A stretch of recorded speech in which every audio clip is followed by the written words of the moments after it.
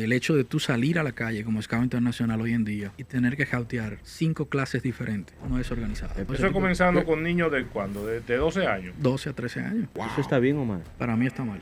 Y también hay que hablar sobre la agencia libre Lidón. Es verdad que ahí hay cierto malcuteo. Por ejemplo, le hablan los peloteros de otro equipo. Eso. Yo creo que todo el mundo trata de mantenerse lo más alineado que puede a los reglamentos. Okay. Pero es que todos lo hacen, ¿verdad? Exactamente. Entonces es un tema de competencia. Si te llaman de un equipo para una gerencia, ¿te gustaría? Yo entendí que aunque todo el mundo quiere crecer y todo el mundo quiere tener una posición de gerente general en algún momento, yo también entendí que si ese momento llega, va a llegar. Cuando yo esté preparado y cuando la oportunidad se presente.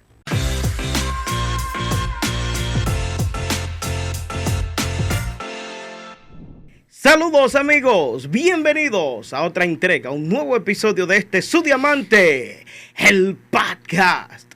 Como siempre es un verdadero placer estar acá y traerles cada episodio con un invitado de lujo, porque es la norma de Diamante y por eso es que siempre les invitamos a que se suscriban a nuestro canal Diamante Deportivo RD en YouTube y en otras redes sociales para que reciban cada episodio de Diamante el podcast. Me parece que en cada entrega, en cada presentación vamos mejorando y salen cosas muchas mejores y además tenemos invitados de lujo. Ya es una norma, es una costumbre y por eso en el día de hoy pues venimos por la misma línea. Antes de presentarles nuestro invitado de honor, pues les muestro como siempre a los miembros de este panel. Comienzo por la esquina derecha, uno de los grandes boxeadores de la crónica deportiva de la actualidad, pugilista también, ¿ah? Y por supuesto el hombre más alegre de este grupo. Bienvenido, Carmona Jr. A su lado, él no es boxeador, pero sí le gusta el deporte en sentido general. Es el más popi de todos los diamantes, el popi, William Mize. Y a mi izquierda está la verdadera leyenda de la crónica deportiva, don Pedro Briceño. Un servidor, Baudilio Jiménez, les agradece a todos que estén ahí y que se suscriban. Le paso la pelota al Popi. Y usted es el gran productor. Qué bárbaro. El productor Baudilio Jiménez. Vamos a hablar hoy con el buen amigo Raúl González, quien es scout profesional de los Yankees, asistente de la gerencia de los Toros del Este con el buen amigo Mejía. Sí, Jesús Mejía también ha sido asistente a la gerencia de las Estrellas Orientales, trabaja con el Licey, pero sobre todo tiene un periplo muy alto y nos decía, fuera del aire, que él tenía 67 viajes el año pasado. Es correcto. ¿Tú viajas más que Luis y Mejía? 67. ¿Y cómo tú te haces, Raúl? Bueno, buenos días, buenas tardes, buenas noches, porque tú eres nacional e internacional. Buenas, de verdad. Raúl, te tira de una vez. Sí, al cuello. Raúl, bueno, saludos. No, de verdad, gracias muchachos. Honrado, agradecido por la invitación, por estar aquí con ustedes, esperando que pueda ser una buena conversación, interacción y de verdad que a la orden para responder cualquier pregunta. Una viga, teníamos un año atrás de él. Sí, pero como él viaja tanto, me dijo William, me voy de viaje, aprovecha mi hora. Oye lo que dice él. Para que tú veas. De los 67 viajes. Para más en el aire que en tierra. Sí, ¿cómo tú es correcto. Entre, no, él Luis y Mejía, yo no sé cuál viaje. No, Raúl le gana. Ya. Eso tiene su pro y su contra, Baudilio, porque sí, hay veces que cuando tú pierdes vuelo de conexión o los vuelos se cancelan, pues ¿qué te pasa? ¿Qué haces? Tienes que tirarte tu nochecita de una noche y coger tu vuelo al otro día 6 de la mañana para poder... Normalito. Claro, para poder llegar al estadio a ver el juego, porque si no cubre el juego, no hay justificación para el trabajo. Wow. Y cuando toca. Pero en Estados Unidos pasa con muy poca frecuencia. Donde más veo ese tipo de situaciones en México, que siempre a veces hay falla técnica. El aeropuerto de Ciudad de México todavía no ha sido remodelado como se esperaba y se saturan los vuelos a veces. Y a veces a uno le dan el famoso, a mí me gusta llamarle el famoso tiquecito. Es un tiquecito que te dan para la cena y para un hotel de una noche. Y al otro día te mandan a buscar en un shuttle para tú estar temprano a las 5 de la mañana en el aeropuerto para coger vuelo. A él le gusta mucho México. ¿Cuántas veces te ha pasado eso, Raúl? Que te han dado tu tiquecito y has tenido que pasar la noche en un hotel. Bueno, en el aeropuerto de Ciudad de México te puedo contar unas 13 o 14 veces. ¿Cómo? Con conocimiento de causa te puedo decir que en la terminal 1 y 2 de Ciudad de México yo sé en dónde está cada baño, dónde está cada esquina. Es literal. Te conoces los nombres del personal. Ya tú sabes que algo así va a ocurrir. Uno a veces se frustraba profesionalmente porque a uno le gusta ser puntual, claro, y uno quiere estar en los sitios según el parámetro de tiempo que a uno le asignan como evaluador de talento. Pero los mismos jefes saben que hay situaciones que uno no controla, como eso. Mira, eso es importante lo que dice Raúl, chicos, porque nosotros vemos y pensamos, trabaja con una organización de grandes ligas, tiene muy cuidado en deporte, pues no se coge lucha. Óyeme, antes de comenzar a este espacio, él decía inclusive, mira, mi vehículo yo lo más lo utilizo como 4 o 5 meses. O sea, la parte que nadie ve de dejar la familia, de esas malas noches, la gente solamente cree que ustedes viven en Suiza. Por ejemplo, dentro de esas malas noches, me imagino que te tocó escautear a JC Escarra. Obviamente. ¿Cuántas malas noches tú tuviste para llegar a él?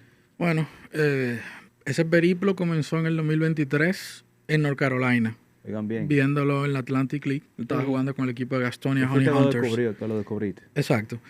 Obviamente, nosotros recibimos los Pro Scouts y en mi caso, que es el único del departamento profesional que cubre las ligas independientes de Estados Unidos. Entonces, nosotros trabajamos con data que llegan de lo que genera el Trackman en esos parques de ligas independientes.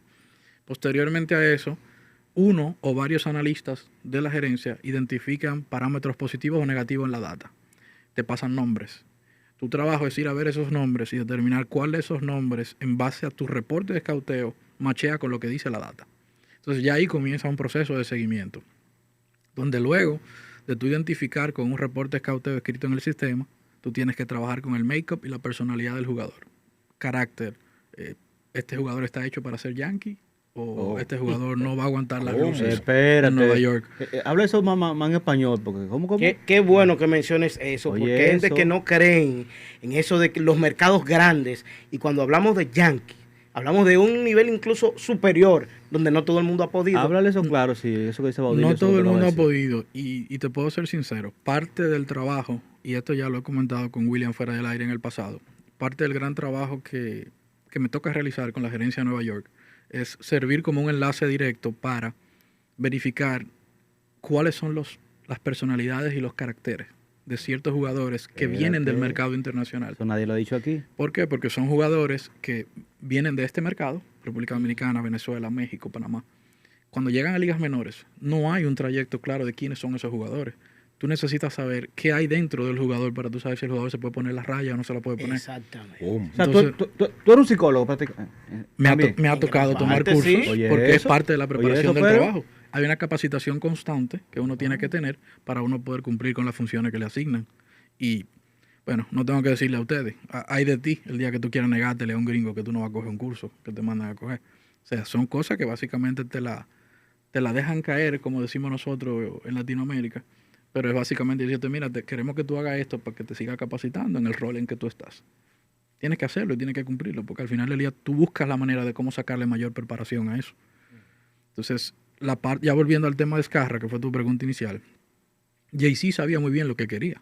Él tenía su prioridad clara. Era un hombre de 28 años en ese momento, con una esposa sosteniendo 3 trabajos en Florida. Su esposa. Tuvo que tomar un tercer trabajo para permitirle a él jugar liga independiente. Oye, eso. Y cuando llega al equipo de Gastonia ahí en la Atlantic League, él tuvo que poner sus condiciones claras. Él venía de jugar en otra liga independiente el año anterior, en el 2022, que era la American Association, donde jugó con los Kansas City Monarchs. Y él puso sus condiciones para jugar en la Atlantic, que había que pagarle $3,000 mensuales, porque si no, no iba a poder cumplir con la cuota de mandarle dinero a la esposa. Sí. Entonces, aparte de todo eso, viene todas las historias extras que ustedes han escuchado en la prensa. Manejar Uber, ser profesor sustituto, dar clases de inglés aparte, dar clínicas de béisbol aparte.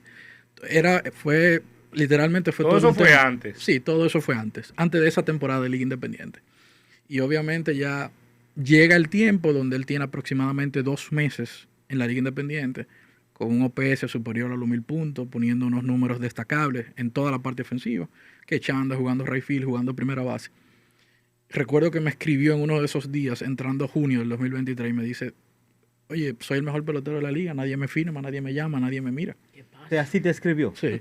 O sea, sin conocerte, ya te conocí. Ya teníamos una conversación establecida desde que lo había visto en abril. Pero él no sabía que tú lo estabas scouteando. Sí, claro que sí. Para los Yankees. Ya él lo sabía. Y obviamente en ese punto es cuando se le abre la puerta de ir a Liga Mexicana. Toros de Tijuana decide comprarle el contrato a Gastonia y ahí llega Toros de Tijuana y ya empieza otra segunda parte de su historia. Termina ese mismo año con el equipo de Unión Laguna en Torreón, donde fue cambiado de Tijuana para allá. Llegan a la zona de campeonato, se hace famoso dentro de la Liga Mexicana y ya luego viene lo que es el periodo de la Liga Invernal, donde estaba con Ponce, que echando todos los días. Ya ahí hubo un seguimiento constante vía videos. Tiros a las bases, reportes desde Puerto Rico venían. Él mismo todos los días en la mañana me enviaba 6, 7 videos de clips defensivos, bloqueando, tirando a segunda, tirando a tercera, llamando a los juegos. Y todos esos videos se subían a la plataforma de los Yankees. Eso es parte del trabajo que hacemos los Pro Scouts también.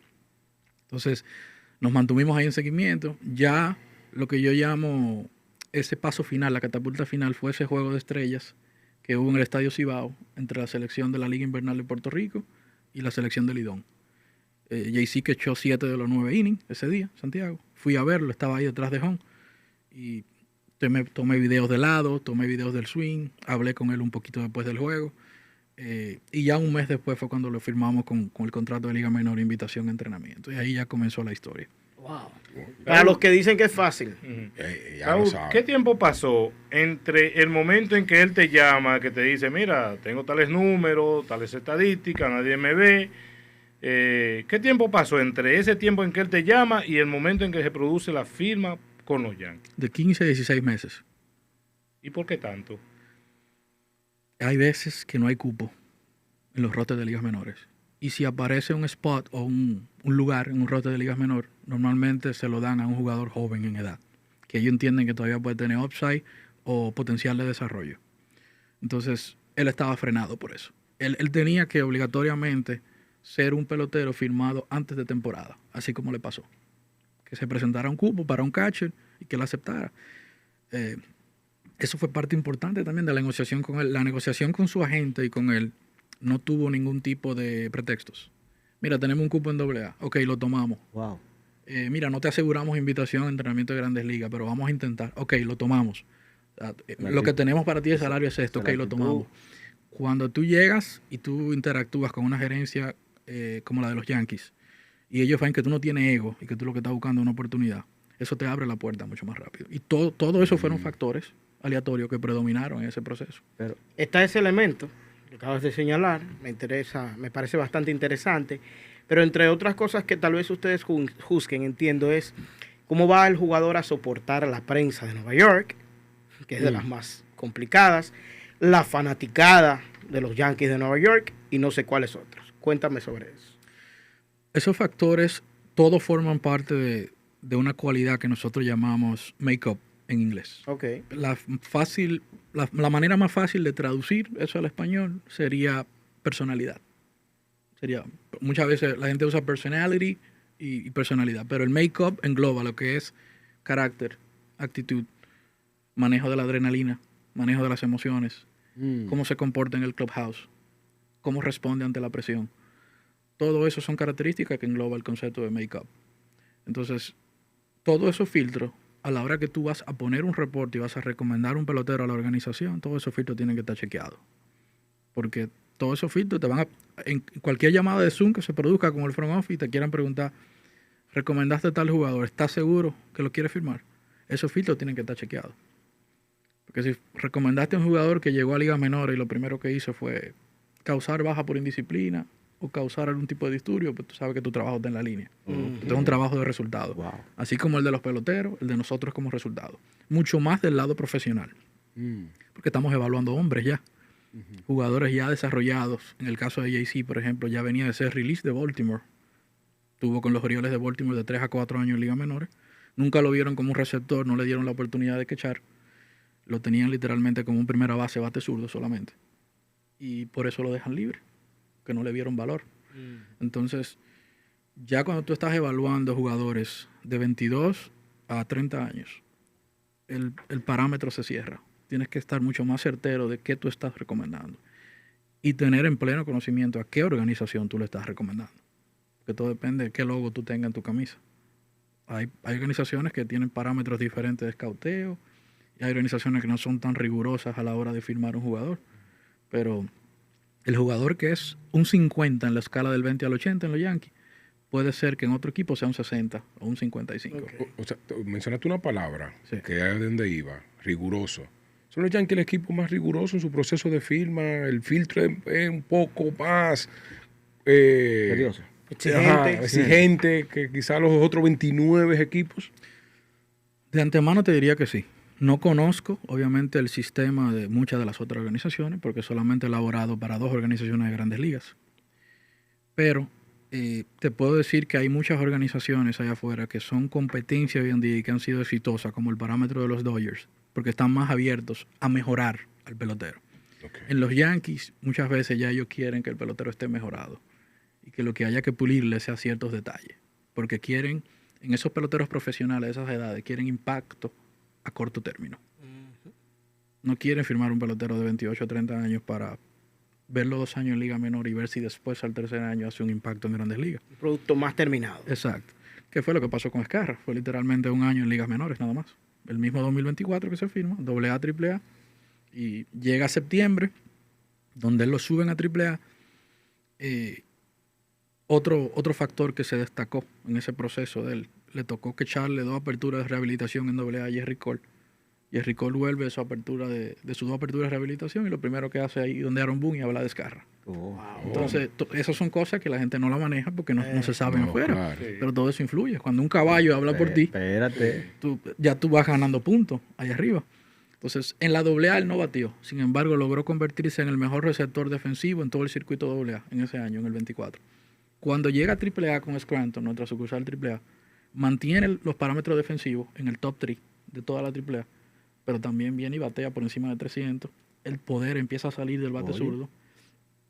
Llega octubre, noviembre, y de repente hay 6 equipos pidiendo a Ezcarra en cambio. Entonces, de ahí vinieron los movimientos posteriores. Tenemos que salir de Treviño, tenemos que salir de Kyle Higashioka, porque el que vamos a proteger en el roster es este. Entonces, todo fue una consecución de cosas. Se fueron dando a medida que fueron pasando. Entonces, esas son de las cositas de la historia que a lo mejor no salieron resaltadas en muchos sitios. ¿Y quién te da la orden? O sea, ¿quién te dice, vamos a evaluar la Ezcarra? ¿O quiénes son tus jefes con los Yankees? Matt Daly es un ex-pitcher de Grandes Ligas con los Rockies de Colorado y con los mismos Yankees terminó su carrera. Es el director de escauteo profesional, es mi jefe directo. Es a la persona que reporto de manera directa en cada asignación de trabajo que tengo. Y ya luego Brian Cashman. Espérate, ¿tú trabajas con Brian Cashman? Obviamente, el gerente general del equipo. Espérate. Lo que pasa es que... Cualquiera, espérate, no dale el paso. Él lo mencionó como que ven café todos los días, como hablamos nosotros. No vale mal eso. Ya nos llamamos. Él habla de dinero ahorita. Que nos llamamos.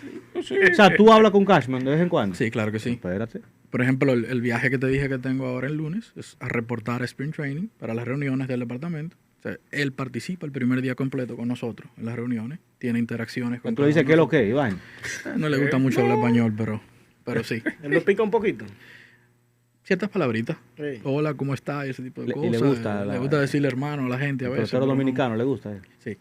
Él es muy, muy ferviente fanático del pelotero latino. Ya que los muchachos tocaron a Cashman, yo lo tenía para llegar a donde era un poquito más adelante, pero ya que lo mencionan, la relación de Cashman con los Steinbrenners, después de la partida física del Steinbrenner mayor, siguió siendo normal, más cercana, o sea, ha seguido en el puesto desde entonces y no se ha escuchado ningún rumor de cambio, de buscar otro gerente. Ellos siguieron con él por la confianza que ya él tenía con el don, por la experiencia. ¿Cuáles son las cosas que pesan ahí?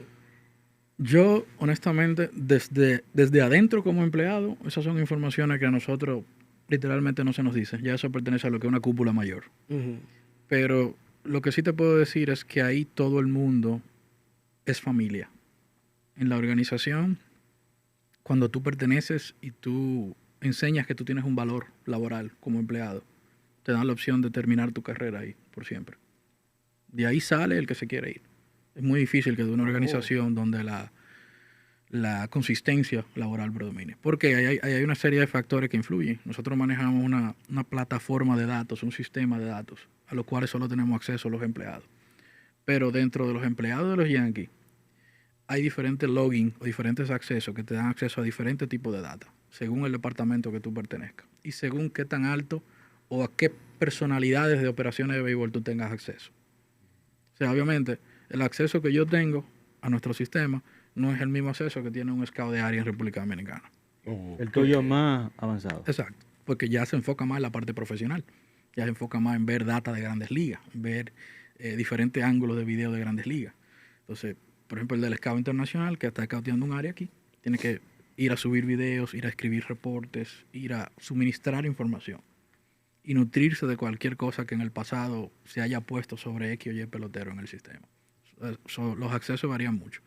Pero volviéndote a la pregunta, Odilio, esta es una organización familiar. Aquí se va el que quiere. Yo siempre tuve la percepción de que quien salía de los Yankees no volvía. Pero, sin embargo, se lo comenté a William brevemente. Me tocó tomar una posición de mayor envergadura con Atlanta, con los Bravos de Atlanta a final del 2021, como supervisor de Latinoamérica. Y los Yankees llaman para atrás 1 año y medio y me vuelven a regresar otra vez a la organización. Entonces, ahí hubo un tema de qué impresión tú dejaste con tu jefe, qué valor tú traes a la mesa. Porque al final del día es muy fácil, es muy sencillo. ¿Qué tan productivo tú puedes ser del rol que tú tienes? Y ellos te miden en base a eso. Los directores de cada departamento, así como hay una escala del 20 al 80 para evaluar peloteros internacionales o peloteros profesionales, así mismo evalúan sus evaluadores con una escala del 20 al 80. Oye, Raúl, aunque el equipo de los Yankees llegó hace un par de años a la Serie Mundial con los Dodgers, pero no ganan desde el 2009, algo que quizás no le luce a una franquicia como los Yankees. ¿Qué tanto está la preocupación de los Yankees por el hecho de tener tanto tiempo sin ganar un campeonato? Las veces que he podido palpar estando presente en Nueva York, siempre va a haber esa presión mediática, el calor mediático, la presión. Pero, como dije anteriormente, la estructura se mantiene. Cada temporada muerta es una aventura nueva para tratar de reforzar debilidades, analizar fortalezas, ver cómo podemos ser mejor. Últimamente están dando muchos movimientos creativos. Estamos añadiendo piezas un poco más jóvenes al roster. Y obviamente ellos, ¿sabes? Al final del día, presión siempre va a haber en Nueva York, Pedro, pero en realidad eso no se ve en el día de la oficina. Ahí se trabaja con consistencia, se trabaja unificado y se mantiene lo que es el plan de trabajo siempre. Okay. Desde tu óptica, ¿qué tan sabermétricos son los Yankees? Muy. Estamos muy metidos en esa olla. Lo que sí hay es un plan de complemento entre darle valor a lo que opina el scout y lo que dice la data. Una cosa va de la otra. No hay una A sin una B. Entonces, la data puede estar ahí, pero el reporte del scout también tiene que validar lo que dice la data y viceversa. Okay. Porque si no, la toma de decisión o se hace mucho más larga, muchas veces no se produce. Óyeme, o sea, entonces, Raúl, me gustaría que tú le menciones a nuestros oyentes, a nuestros televidentes, algunos puntos que tú tomas cuando vas a ver un jugador. O sea, ¿qué punto, qué mira Raúl va a decir, yo creo que sí voy a tirar el uniforme de raya? Sabe que todo depende de la posición. Nosotros, así como cada una de las 30 organizaciones que componen las grandes ligas, trabajamos con perfiles posicionales. El perfil de catcher que están buscando los Yankees no es el mismo que están buscando los Dodgers o Arizona. ¿Y eso? Eso varía mucho. Pero sí te puedo decir, por ejemplo, a la hora que me toca ver un lanzador, voy a buscar atleticismo, voy a buscar que la acción de brazo y el release point o punto de soltura sean consistentes, que pueda repetir. Voy a buscar durabilidad. Voy a buscar idea de qué está haciendo la loma. Si sabe pichar, si cuando cae debajo en el conteo se puede recuperar o no. Si puede pasar bates con sus picheos secundarios o solamente con la recta. Todo es una componenda de valores y de observaciones, que es lo que te lleva al grado final del reporte.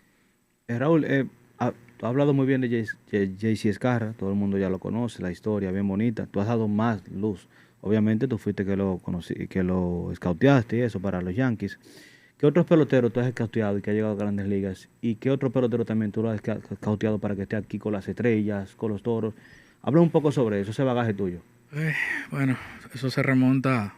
Yo creo que no es que voy a decir que fui un caso atípico, pero usualmente las personas que comienzan a trabajar en béisbol profesional arrancan primero laborando para una organización de grandes ligas y luego hacen una aventura en la liga invernal de una manera u otra o entran a participar en una gerencia.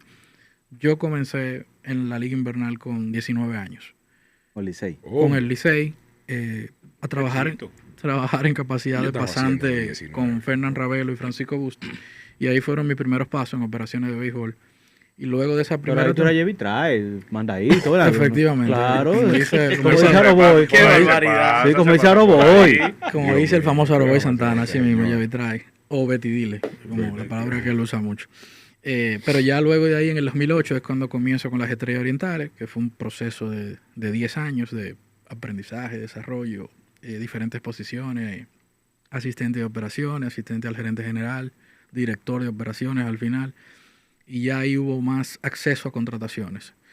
¿Qué traíste? El primer importado que me tocó firmar para la Liga Invernal fue Evan McLean.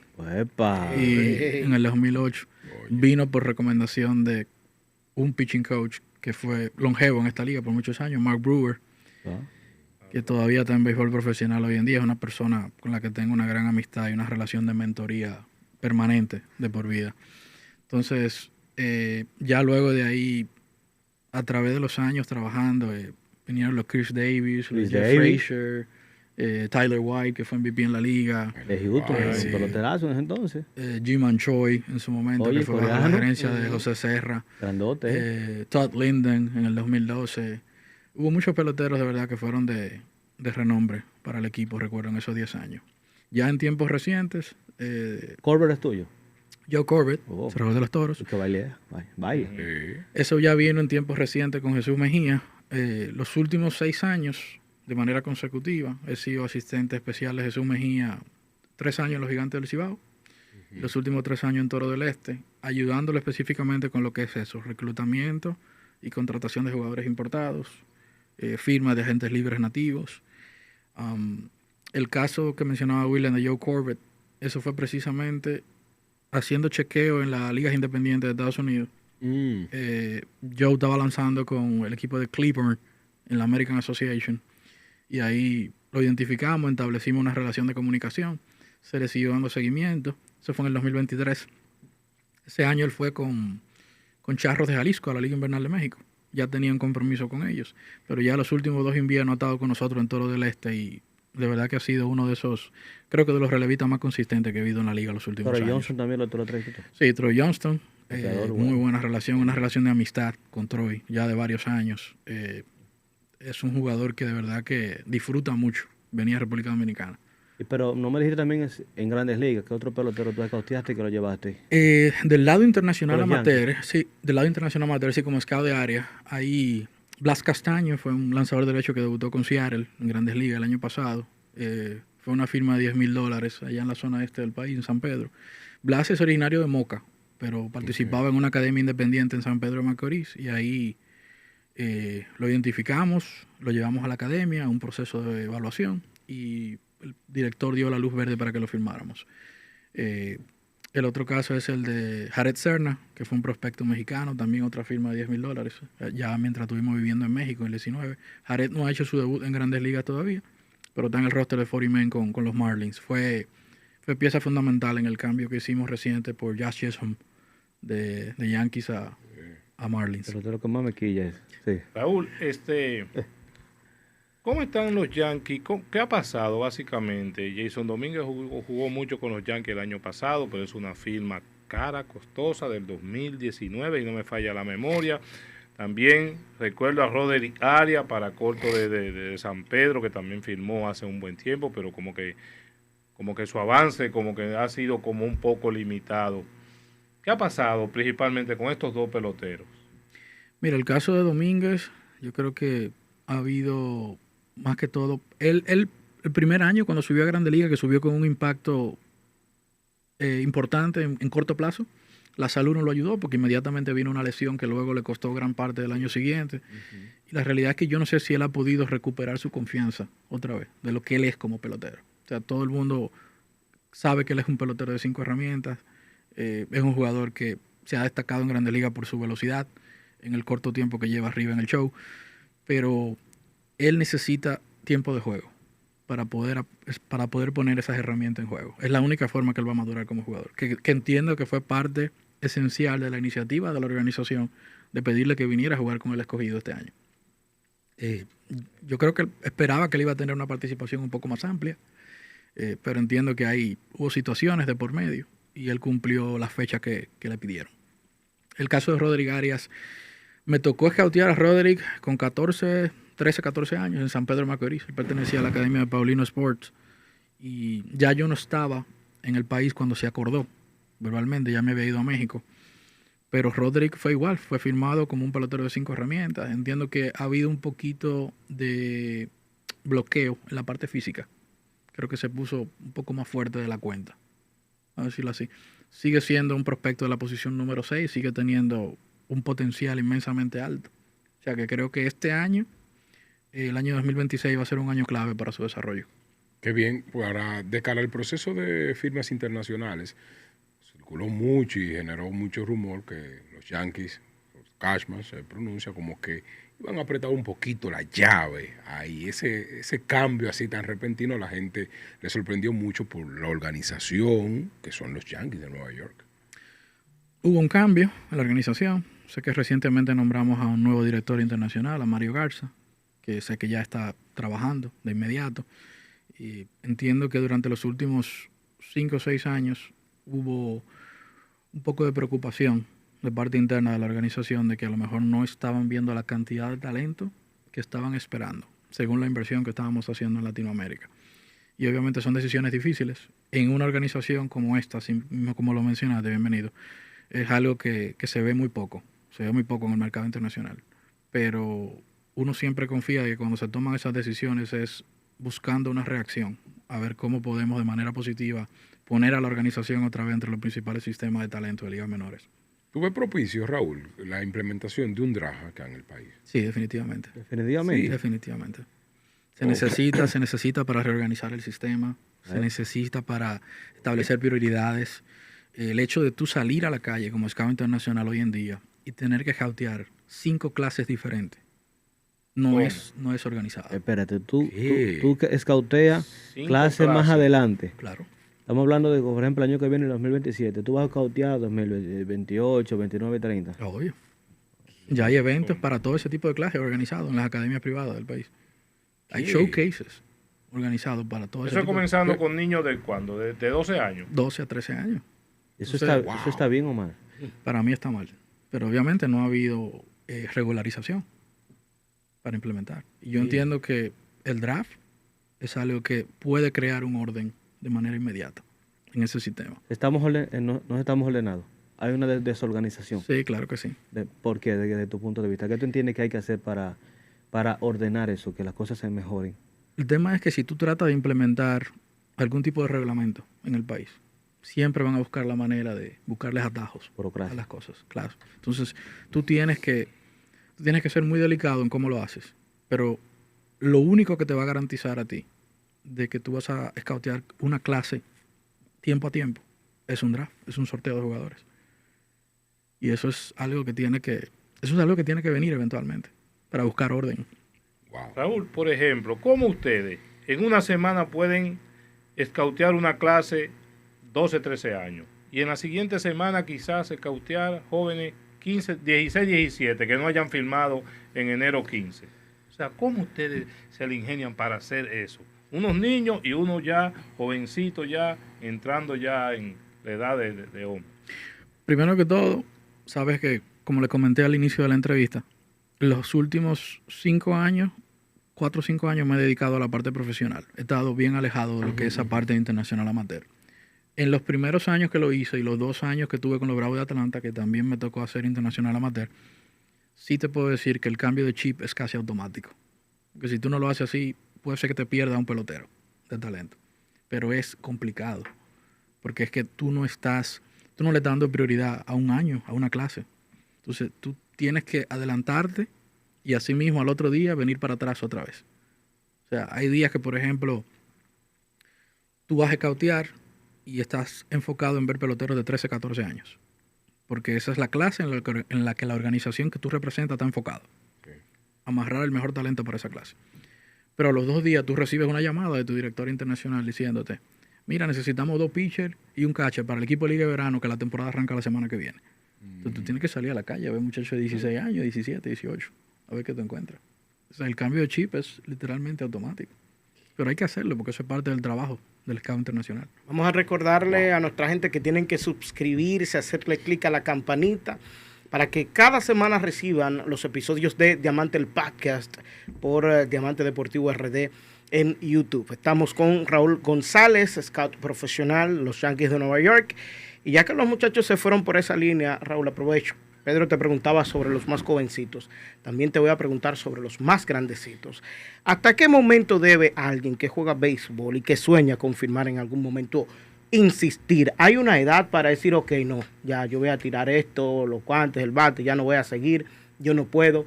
O como algunos casos excepcionales de firmas sobre los 18 o 20 años, pueden seguir intentándolo hasta dónde. Yo no soy propicio a determinar una edad para alguien abandonar su sueño. Yo he visto muchas historias a través de los años, de ambos lados, del lado internacional amateur como del lado profesional. El año pasado, cubriendo la Dominican Summer League aquí, que es parte de las asignaciones que hago para Yankees también, me tocó ver un ex cabo de la infantería de 23 años que pidió su baja para ir a un tryout.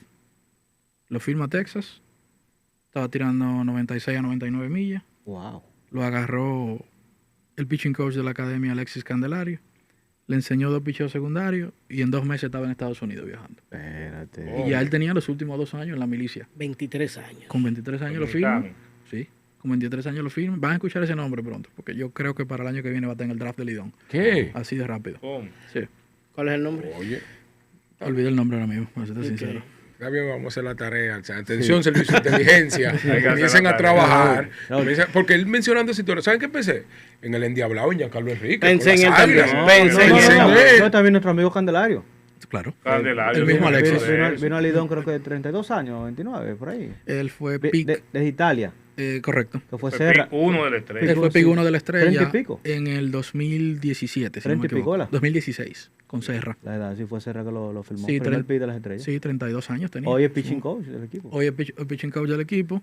Creo que no ha anunciado todavía, ¿verdad? Porque eso es lo que escuché. Bueno, estaba. Mira, te estoy mirando aquí la Colhan tan bonito. Mira, hay que meterle la ¿Qué es lo que está bonito? La Colhan. ¿Pero por qué tú estás mirando para el Bueno, yo pero es arriba. Métele la silla caliente. ¿Ya? Sí. ¿Tan temprano? Hay que hablar Pero de noble, hay que hablar de Lidón. Raúl es mío. Cero silla caliente para Raúl, porque es mío. También, de las estrellas hace muchos años. Y también hay que hablar sobre la agencia libre Lidón.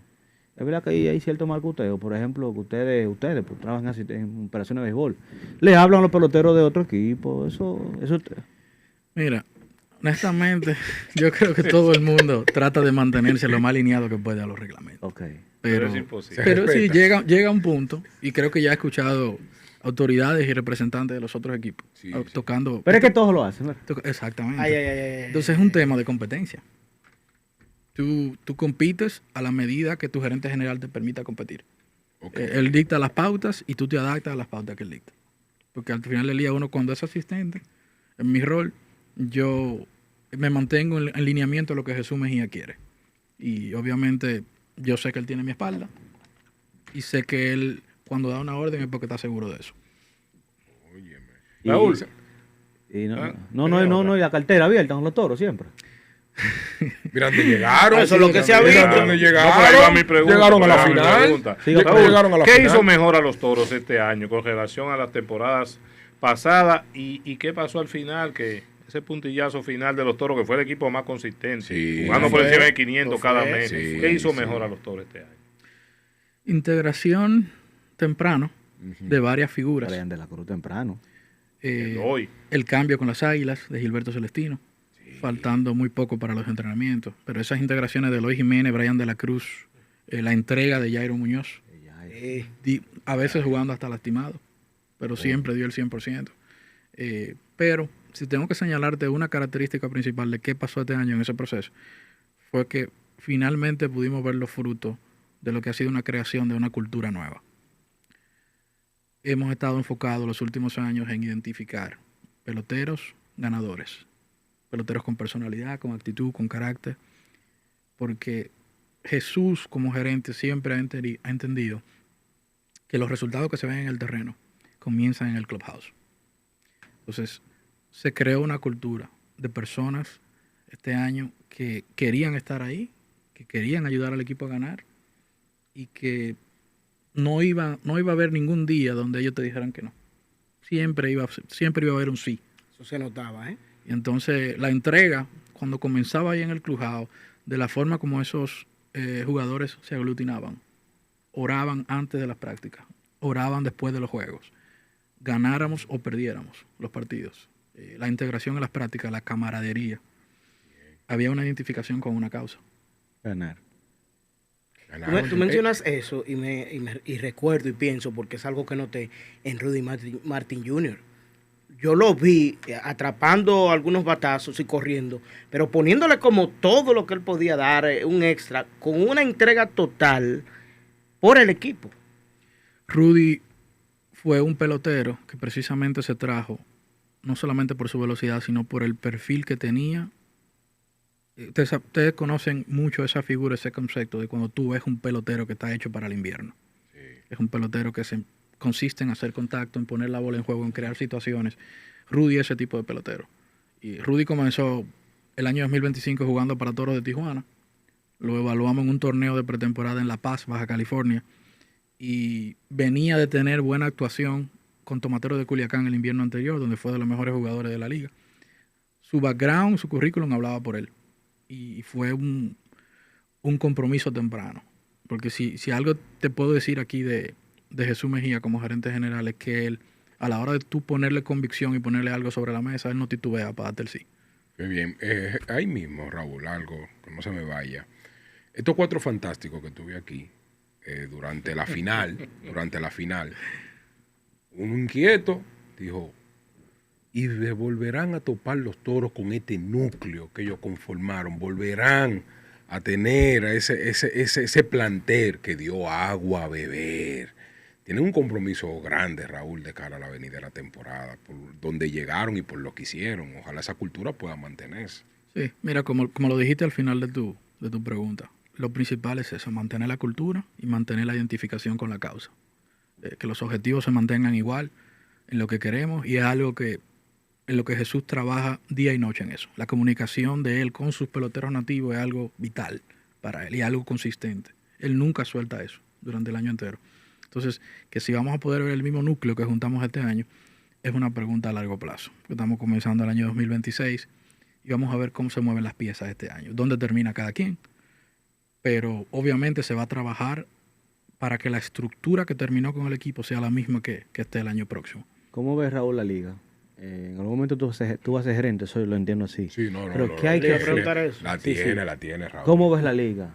El draft, los drafts, son varios drafts, la estructura, los dugouts. Desde tu punto de vista como un posible gerente, ¿cómo ves la liga? ¿Qué hay que mejorar? O que lo que se puede hacer, lo que no se puede hacer. Mira, ahora mismo... O tú vives viajando, sí, y cubre México, cubre Estados Unidos. Exacto. Tiene otra visión, quizás. Exacto. De la manera como está compuesta la liga ahora mismo, es posiblemente uno de los sistemas más competitivos que hay afuera en Latinoamérica para una liga profesional. Yo valoro y admiro mucho cómo se maneja la Liga Invernal de México, por ejemplo, en cuanto a espectáculo y en cuanto a organización, en cuanto a logística. Pero la realidad es, cuando tú estás scouteando diferentes ligas, en México, en Estados Unidos, aquí mismo en la Invernal, cuando vas a Venezuela o a Puerto Rico a ver jugadores, y tú tienes la oportunidad de interactuar con jugadores, con coaches, con personal de la prensa deportiva, esta es la liga donde todo el mundo quiere estar. Esta es la liga donde todo el mundo quiere venir. No hay un pelotero gringo que te va a decir a ti que va a coger Venezuela o México por encima de Dominicana. No. Ellos saben que la vitrina está acá, que el exposure, pero ellos saben también que el nivel de competencia es aquí. O sea, ahora mismo como está estructurada la liga, es una liga más competitiva. Tú mencionaste el draft de novatos. Ha puesto la liga en otro escalafón, porque sigue elevándose el nivel de talento. Y lo mismo te puedo decir de la agencia libre también. Eso vino para nivelar la competencia, para que el pelotero tuviera su valor real en el mercado, pero para que los equipos también aprendieran a competir entre ellos, por adquirir el mejor talento posible. Elevó las nóminas también, Raúl. Sí. Obviamente. Raúl, ¿cómo tú divides tu agenda, tu tiempo de escautear para los Yankees y también trabajar con los Toros? ¿Y qué tanto tú tienes el consentimiento de los Yankees para trabajar en el béisbol invernal? Sí, y es bueno ahí mismo porque tú acabas de decir que tú haces dos cosas. Tú estás escauteando para los Yankees, pero viste a Corbett, lo trajiste para los Toros, o sea que tú haces dos cosas a la vez. Es una relación mutua de organizaciones. No hay un entendimiento como tal entre organizaciones, ni entre personal de las organizaciones. Mi jefe directo, Matt Daly, en los Yankees, sabe lo que yo hago para los Toros, que es lo que ellos en Estados Unidos popularmente le llaman player acquisition. Entonces, parte de ese trabajo yo lo hago para la gerencia de los Yankees también, que es recomendarle jugadores de todas esas ligas que están por fuera. Y ahí ellos determinan si de esas recomendaciones hay un perfil que es interesante o no. Pero de todos esos jugadores que yo también recomiendo para Yankees, yo también estoy haciendo lo mismo para los Toros, en los mismos juegos. Y es algo de lo que las dos organizaciones se ven beneficiados. ¿Y cuántas horas dura un play entonces? Porque está haciendo 2 trabajos. Usualmente para un juego a las 7 de la noche en Liga Independiente, yo estoy en el estadio a las 5 de la tarde. Veo algo de la práctica. Si hay un jugador que me interesa o un target que yo identifique en un roster, trato de sacar una parte y bajar a la primera fila del estadio. Y si conozco al manager y me da acceso, interactuar con el jugador. Fulano, ¿qué te crees de fulano? ¿Qué? Carmona se sorprendió cuando dijiste player accusation. Entonces él quiere saber de tu inglés. No, ahí está. Él es el inglés. Él quiere saber tu nivel de inglés. inglés. Tú pones inglés en Google y te sale la cara de... Tú pones inglés en Google y te sale la cara de Raúl. Ahí no hay un giga. Háblale de eso, de esa formación tuya. Mira, por ejemplo, el que está en los controles dijo que muchas gracias. Yo vi que tú pegaste un brinco. Player what? Que muchas gracias. Es básicamente el concepto real de adquisición de jugadores. Pero tu nivel de inglés que conste que aquí lo entendimos todos. O sea, viviste en Estados Unidos. Nunca, Odilio, ¿Cómo lo adquiriste? Nunca he vivido en Estados Unidos. Mi mamá me dio educación americana desde niño, a mí y a mi hermano. Viviendo aquí. Viviendo aquí en ¿Dónde Santo Domingo. específicamente? Nos criamos en la zona universitaria. Ok.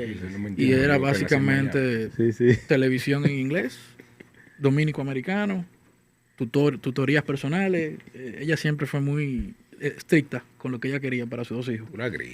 Y para esos jovencitos que ven Diamante el Podcast, que yo sé que se van a interesar y ven esta entrevista y dicen, yo quiero ser un Raúl González, yo quiero ser scout, yo quiero llegar a donde él está.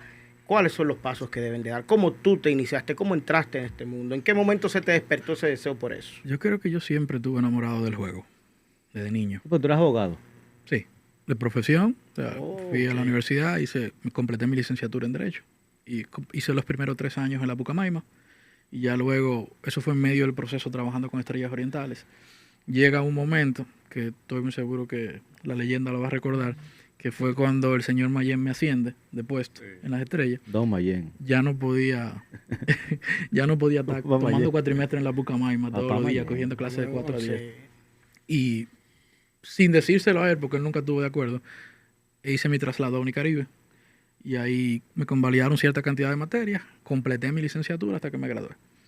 Y era un compromiso personal el hecho de ser académico y tener un título, pero también era una promesa a mi madre que no sé si me iban a desheredar después o algo por el estilo sobre eso, pero había que hacerlo para tener a la doña contenta. Entonces ya esa es la parte académica, pero creo que todo radica de cómo abrirse espacio en este juego, radica en la pregunta tuya anterior. Radica en el inglés. Eso es lo que te abre puertas. El tú entender el idioma y el poder entenderte con los americanos. ¿Qué ellos quieren? ¿Qué ellos desean? ¿Cómo quieren implementarlo? Es lo que te va a convertir a ti en un perfil deseable o no deseable para una posición determinada. Entonces, yo sí, como decimos aquí en Dominicana, tiré mucha página para la izquierda, tratando de capacitarme con todo libro de béisbol o todo documental que encontré disponible. Ya yo desde los 12 o 13 años tenía un hábito que en ese momento muchas personas consideraban extraño, que era comprar una mascota en el colmado más cercano y redactar de memoria los rosters de los 30 equipos de Grandes Ligas. Entonces, sí, eso era un tema así. Y lo hacía muchas veces combinado hasta con lo que uno aprendía en los videojuegos, jugando juegos de béisbol. 30 roster. Entonces, eso se volvió un hábito. Pero me ayudó mucho a lo que fue el desarrollo de retener información en la mente. Que es una cualidad de lo que los jefes gringos me resaltan todos los años cada vez que tenemos chance de vernos. Es retener. Wow. Raúl, ¿jugaste béisbol? ¿Hasta qué nivel jugaste? Y si puedes citar un par de personas que te han ayudado que en te ese desarrollo y fortalecimiento tuyo como scout. Pelotero malo. No pasé de los 15 años ni pasé de pequeña liga, creo. Pero sí, siempre tuve el sueño, como todo niño dominicano, de jugar béisbol profesional. Nunca firmé, nunca se me dio. Figuras en mi trayectoria han sido muchas, pero sí te puedo mencionar literalmente a don José Mayén, que fue la primera persona que creyó en mí y me abrió la puerta. En su momento determinado. Fue una trayectoria larga, de muchos años en las estrellas, trabajando con él. Dani Santana, que es el supervisor de scout de los Tampa Bay Rays aquí en el país ya por más de 18 años. Es una persona que es mi compadre hoy en día y es una persona que yo admiro, es una persona con la que yo puedo hablar no solamente de béisbol, sino de la vida. Bien. Porque él, para mí, él ha sido un ejemplo clave de lo que es no dejar que el béisbol se vaya a tu vida personal, pero al mismo tiempo ser el mejor profesional que tú puedas cada vez que tú sales al terreno. Don Eddie Toledo fue un ejemplo también como evaluador. Aprendí mucho de escauteo con él en esa parte. Te puedo hablar del mismo Jesús Mejía, que siempre ha creído en mí. O sea, nos une una amistad de más de 15 años. Y los últimos 6 años trabajando con él, de verdad que ha sido un proceso de aprendizaje donde uno cree que uno sabe ciertas cosas, pero él tiene su tacto de cómo aplicar ciertos trucos y eso es lo que te hace mejor, te prepara más para cualquier reto. Espérate. Y si, por ejemplo, si te llaman de algún equipo para una gerencia, ¿te gustaría? ¿Los analizaría? No. ¿Tendrías el tiempo? ¿Tienes el tiempo? La disponibilidad. Sí, la disponibilidad. Creo que todo radica... Porque todo coronel quiere ser general. Creo que todo radica ahí en el tiempo. ¿Sabes? Yo tuve un tiempo, como lo sabe Pedro, donde arranqué muy joven en la liga, donde no había gente joven trabajando en Lidón. ¿Verdad? Sí. Y fueron tiempos que de una manera u otra, con el carácter y la personalidad, me moldearon. Porque era muy bonito lo que uno veía en televisión, en los juegos, pero detrás de bastidores uno tuvo que coger su cuanto madrazo para aprender, porque uno era un muchacho joven y maduro. Y yo entendí que aunque todo el mundo quiere crecer y todo el mundo quiere tener una posición de gerente general en algún momento, yo también entendí que si ese momento llega, va a llegar. Cuando yo esté preparado y cuando la oportunidad se presente. Pero también entiendo de que hoy en día, si lo que yo puedo hacer mejor es asistir a un gerente en muchas facetas del juego, prefiero seguir haciéndolo así, contribuir a temporadas exitosas, a campeonatos. Wow. Porque al final del día es un trabajo en equipo, no es un trabajo individual. ¿Cuánta madurez? Sí. ¿Cuánta madurez? Está claro en que hay que saber ser segundo para llegar a ser primero. Eso es correcto. Y me gusta todo lo que he escuchado. Ojalá se dé. La pregunta de William creo que es muy atinada con relación a una gerencia general, tal vez en Lidón en algún momento. Pero yo imagino que también la pensarás a nivel de Grandes Ligas en algún momento. Si Dios lo tiene. Yo creo que nosotros como latinos hay veces que tenemos que poner la ficha clara. Donde están las ideas claras de nosotros. ¿Cómo así? Es bueno soñar. No te digo que sea malo soñar. Sí, no, Eduardo Brizuela es posiblemente ahora mismo el estandarte de qué tan lejos Minaya. Omar, por igual. Me tocó compartir mucho con Omar este año en los Toros. Pues estaba como con nosotros ahí asesorando directamente al corporativo. Y me toca trabajar con Omar. Me toca ver a Omar casi siempre en Nueva York porque es asesor especial de Brian Cashman. Y me toca verlo frecuentemente por allá también. Es una persona muy especial, una persona con amplio conocimiento del béisbol. Es de esos todavía evaluadores de la vieja escuela que llegaron a ser ejecutivos y que son ejecutivos hoy en día. Pero tú estás viendo un juego con él y tú crees que él no está mirando el juego porque está tocando otro tema. Y de la nada él te pregunta, oye, ¿qué tú opinas de ese shortstop? Omar es así. ¿Qué? Y obviamente no hay ningún tipo de estereotipo. O sea, una persona cuyas primeras firmas fueron Sammy Sosa y Juan Igor González, de más está que era un buen evaluador y siempre va a ser un buen evaluador. Un olfato. Bueno. Raúl, Austin Wells, ¿qué tanto ha conversado con él? ¿Qué tanto él ha hablado de su amor, por República Dominicana? Uno de nuestros catchers para el Clásico Mundial. Sí. Si tú supieras que no me ha tocado más que pláticas cortas con Austin. O sea, de hello y eso, de cómo está, bien. Pero no he tenido una conversación nunca profunda con él. Obviamente hubo un momento donde cuando nos enteramos de las raíces dominicanas de él y que él quedaba gente libre hace aproximadamente 2 años en la Lidón, me parece que era, uno siempre hace su tarea. Pero como ustedes saben, ahí estaba Luis Rojas ya merodeando que nos trocó de tercera y ahí no hubo chance de nada. ¿Tú la hino del Clásico? Wow. Tu line del Clásico ya la parte final. Sí. Dale ahí. Vamos, mete mano. Bueno, déjame ver qué te diría. wow, mucho talento, mano. Eso va a ser interesante cómo van a organizar esa alineación. Pero está bien. Pero hay gente preocupada de que, ay, el equipo, tú mira cómo está Raúl, señores. No, es que un hombre de béisbol diciendo demasiado talento. Es que la profundidad y el talento, este año, algo que me gustó que no lo vi en el último clásico, añadieron versatilidad. Y añadieron muchos jugadores que son, como decimos allá en Estados Unidos, bat-to-ball skills, que son jugadores de contacto, ponen la bola en juego. Eliminamos mucho el porcentaje de swing en blanco que había en el roster pasado. Pusimos jugadores explosivos. O sea, eso quiere decir que ahí está la sabermetría. Obviamente. ¿Verdad? Obviamente, eso está presente. ¿Qué te dijo? Raúl, ¿quiénes no están en el clásico que a Raúl González le hubiera gustado verlo en la nómina? ¿Cuál fue la situación final de José Ramírez? Bueno, no quiso. Bueno, no va. Está embarazada. No, está bien, no va.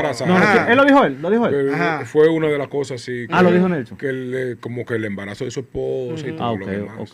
Posiblemente ese hubiera sido el principal nombre que me hubiera gustado ver ahí, pero que imaginé que al final por situaciones no iba a ir. ¿El mejor pelotero dominicano es él ahora mismo? ¿O no? Es el mejor tercera base para mí.